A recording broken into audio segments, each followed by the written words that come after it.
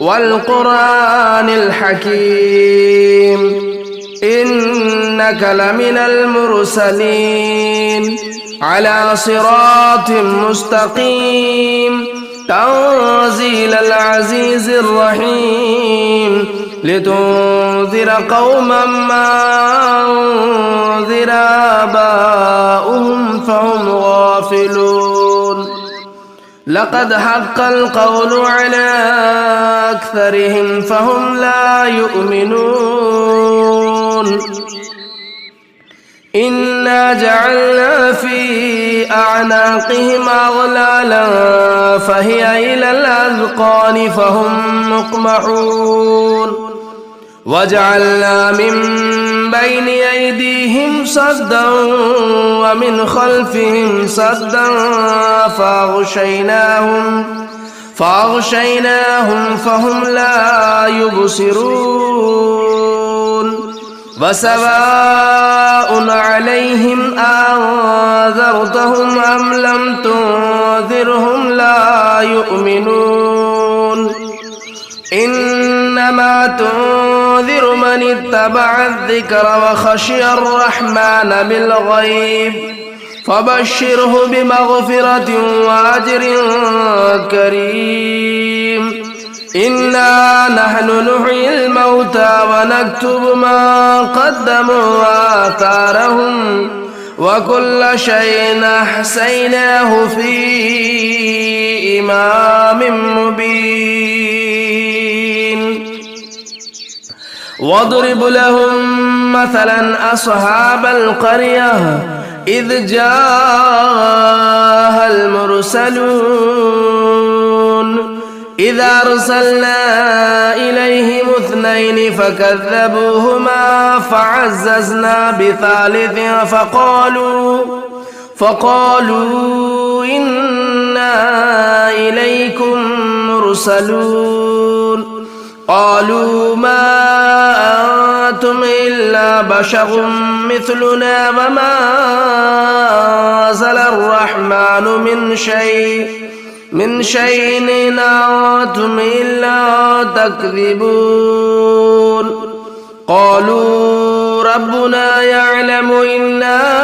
إليكم لمرسلون وما علينا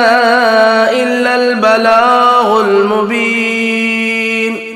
قالوا إنا تطيرنا بكم لئن لم تنتهوا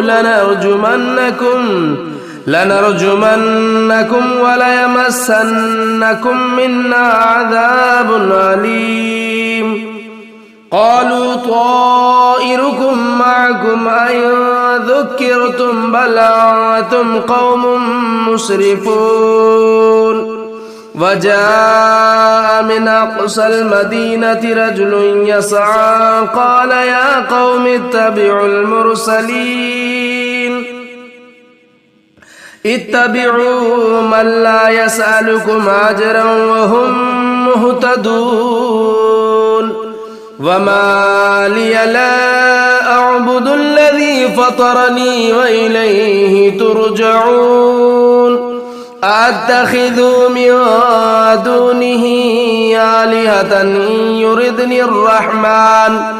إن يردني الرحمن بضر لا تغن عني شفاعتهم شيئا ولا ينقذون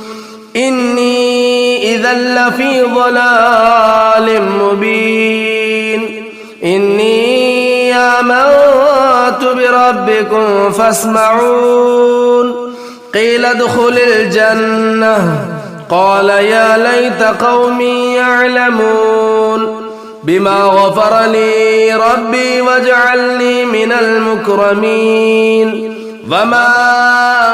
أرسلنا على قومه من بعده من جود من السماء وما كنا منزلين إن كانت إلا صيحة واحدة فإذا هم خامدون يا حسرة على العباد ما يأتيهم من رسول إلا كانوا به يستهزئون ألم يروا كم أهلكنا قبلهم من القرون أنهم إليهم لا يرجعون وإن كل لما جميع لدينا محضرون وآية لهم الأرض الميتة أحييناها وأخرجنا منها حبا فمنه يأكلون وجعلنا فيها جنات من نخيل وأعناب وفجرنا فيها من العيون ليأكلوا من ثمره وما عملته أيديهم أفلا يشكرون سبحان الذي خلق الأزواج كلها مما تنبت الأرض ومن أنفسهم ومما لا يعلمون وآية لهم الليل نسلخ منه النهار فإذا هم مظلمون والشمس تجري لمستقر لها ذلك تقدير العزيز العليم والقمر قدرناه منازل حتى عاد كالعرجون القديم لا الشمس ينبغي لها تدرك القمر ولا الليل سابق النهار وكل في فلك يسبحون وآية لهم أنا حملنا ذريتهم في الفلك المشحون وخلقنا لهم من مثله ما يركبون وإن نشأ نغرقهم فلا صريخ لهم ولا هم ينقذون إلا رحمة منا ومتاعا إلى حين وإذا قيل لهم اتقوا ما بين أيديكم وما خلفكم لعلكم ترحمون وما تأتيهم من آية من آيات ربهم إلا كانوا عنها معرضين وإذا قيل لهم أنفقوا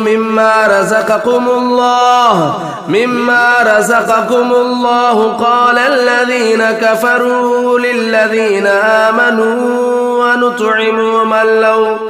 من لو يشاء الله أطعمه إن أنتم إلا في ضلال مبين ويقولون متى هذا الوعد إن كنتم صادقين ما ينظرون إلا صيحة واحدة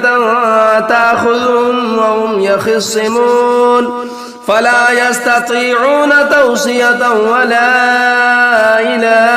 أهلهم يرجعون ونفخ في الصور فإذا هم من الأجداث إلى ربهم ينسلون قالوا يا ويلنا من بعثنا من مرقدنا هذا ما وعد الرحمن وصدق المرسلون إن كانت إلا صيحة واحدة فإذا هم جميع لدينا محضرون فاليوم لا تظلم نفس شيئا ولا تجزون إلا ما كنتم تعملون إن أصحاب الجنة اليوم في شغل فاكهون هم وأزواجهم في ظلال على الأرائك متكئون لهم فيها فاكهة ولهم ما يدعون سلام قولا من رب رحيم وامتازوا اليوم أيها المجرمون ألم أعهد إليكم يا بني آدم ألا تعبدوا الشيطان إنه لكم عدو مبين وأن اعبدوني هذا صراط مستقيم ولقد أضل منكم جبلا كثيرا أفلم تكونوا تعقلون هذه جهنم التي كنتم توعدون اصلوها اليوم بما كنتم تكفرون اليوم نختم على أفواههم وتكلمنا أيديهم وتشهد أرجلهم بما كانوا يكسبون ولو نشاء لطمسنا على أعينهم فاستبقوا الصراط فأنى يبصرون ولو نشاء لمسخناهم على مكانتهم فما استطاعوا مضيا ولا يرجعون ومن نعمره ننقص في الخلق أفلا يعقلون وما علمناه الشعر وما ينبغي له إن هو إلا ذكر وقرآن مبين لينذر من كان حيا ويحق القول على الكافرين أولم يروا أنا خلقنا لهم مما عملت أيدينا أنعاما فهم لها مالكون وذللناها لهم فمنها ركوبهم ومنها يأكلون ولهم فيها منافع ومشارب أفلا يشكرون واتخذوا من دون الله آلهة لعلهم ينصرون لا يستطيعون نصرهم وهم لهم جند محضرون فلا يحزنك قولهم إنا نعلم ما يسرون وما يعلنون أولم يرى الإنسان أنا خلقناه من نطفة فإذا هو خصيم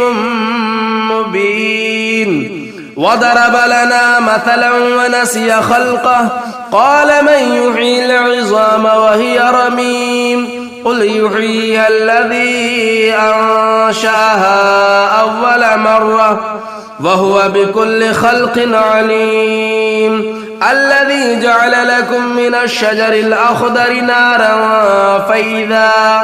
فإذا أنتم منه توقدون أوليس الذي خلق السماوات والأرض بقادر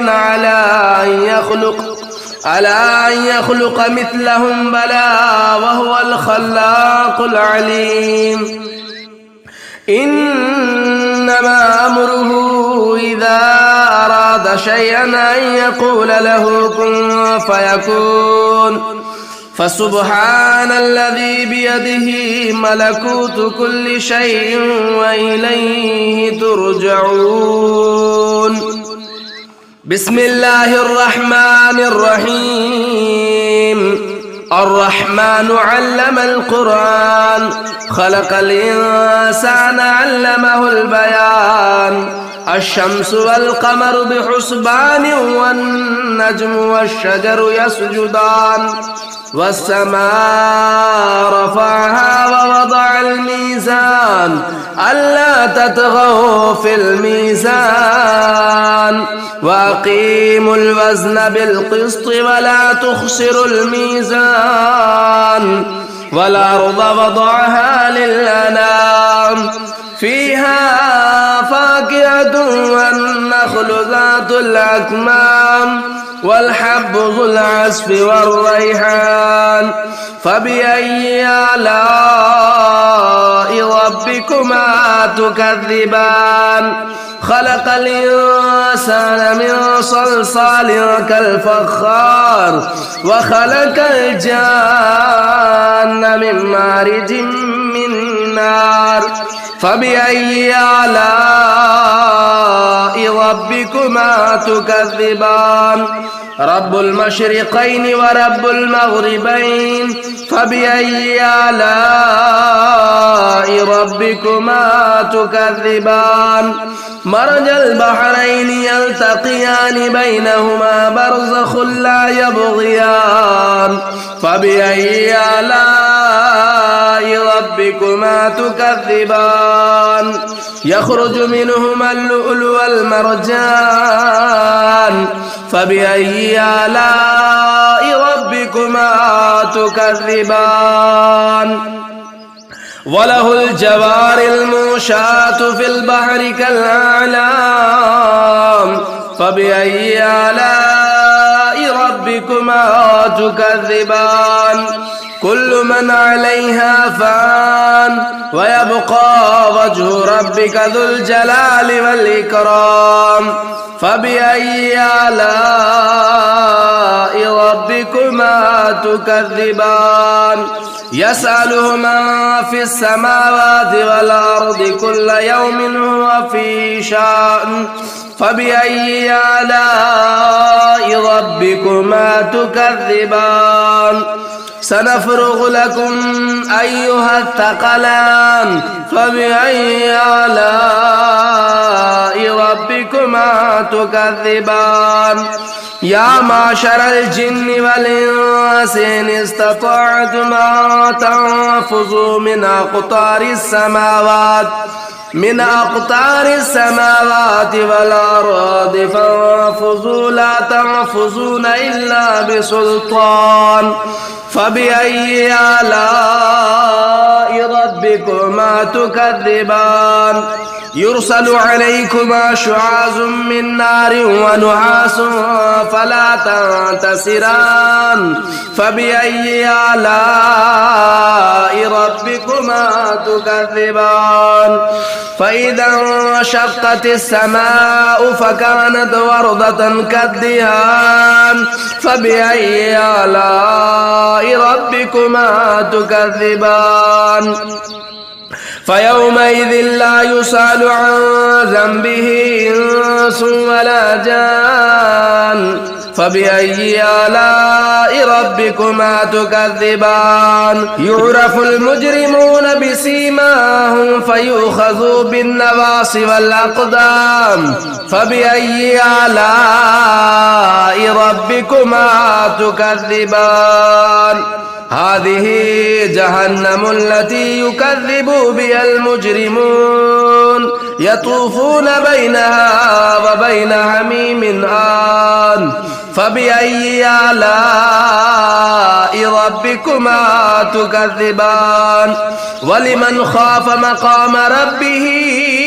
جنتان فبأي آلاء ربكما تكذبان ذواتا أفنان فبأي آلاء ربكما تكذبان فيهما عينان تجريان فبأي آلاء ربكما تكذبان فيهما من كل فاكهة زوجان فبأي آلاء ربكما تكذبان متكئين على فرش بطائنها من استبرق وجنى الجنتين دان فبأي آلاء ربكما تكذبان فيهن قاصرات الطرف لم يطمثهن إنس قبلهم ولا جان فبأي آلاء ربكما تكذبان كأنهن الياقوت والمرجان فبأي آلاء ربكما تكذبان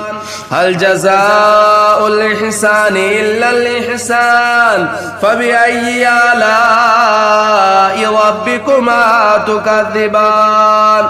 ومن دونهما جنتان فبأي آلاء ربكما ربكما تكذبان مدهامتان فبأي آلاء ربكما تكذبان فيهما عينان نضاختان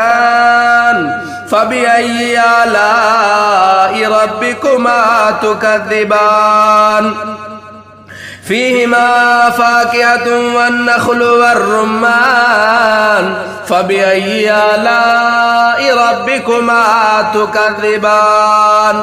فيهن خيرات حسان فبأي آلاء ربكما تكذبان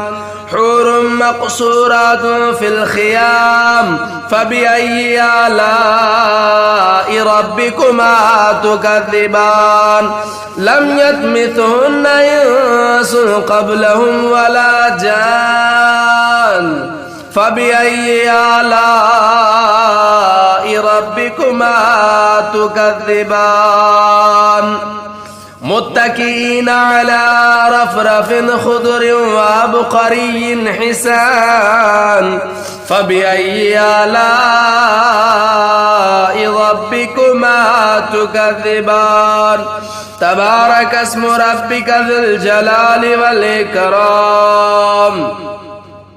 بسم الله الرحمن الرحيم تبارك الذي بيده الملك وهو على كل شيء قدير الذي خلق الموت والحياة ليبلوكم أيكم أحسن عملا وهو العزيز الغفور الذي خلق 7 سماوات طباقا ما ترى في خلق الرحمن من تفاؤت فارجع البصر هل ترى من فطور ثم ارجع البصر كرتين ينقلب إليك البصر خاسئا وهو عسير ولقد زينا السماء الدنيا بمصابيح وجعلناها رجوما للشياطين وأعتدنا لهم عذاب السعير وللذين كفروا بربهم عذاب جهنم وبئس المصير إذا ألقوا فيها سمعوا لها شهيقا وهي تفور تكاد تميز من الغيظ